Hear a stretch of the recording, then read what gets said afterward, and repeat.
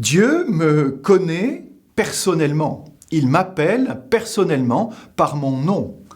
Avant même que je naisse, lorsque j'étais encore dans le sein de ma mère, Dieu me connaissait.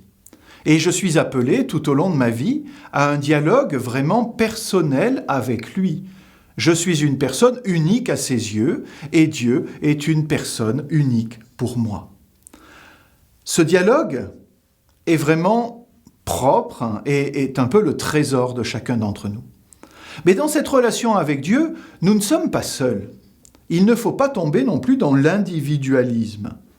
Par ma foi, j'entre dans un peuple, le peuple de Dieu, j'entre dans une famille.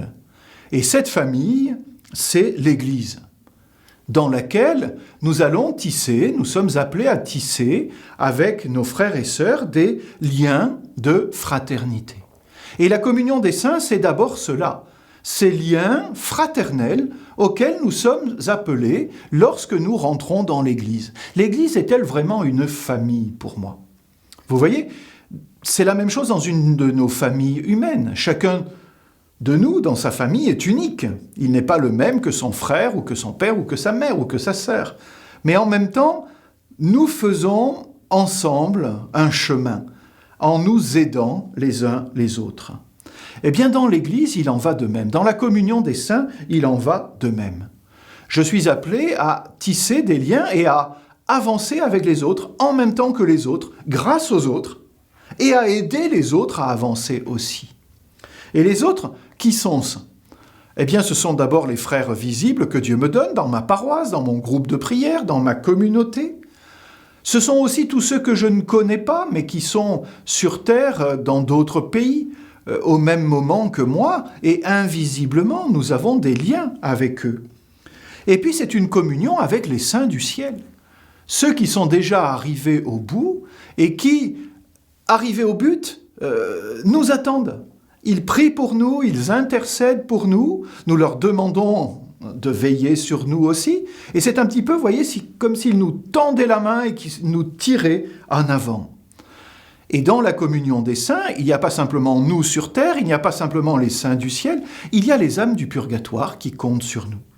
On pourrait dire, voyez, que parmi les saints, dans cette communion des saints, il y a les saints qui sont parfaits au ciel, et en particulier Saint Joseph. Il y a les saints qui sont en marche, et ça c'est nous, sur terre. Et il y a les saints qui sont en purification, et ceux-là, ce sont les saints, les âmes du purgatoire. Et la communion des saints, c'est les trois ensemble. La terre, le ciel, le purgatoire. Eh bien, comme résolution, nous pouvons demander tout au long de cette année l'intercession du glorieux Saint Joseph.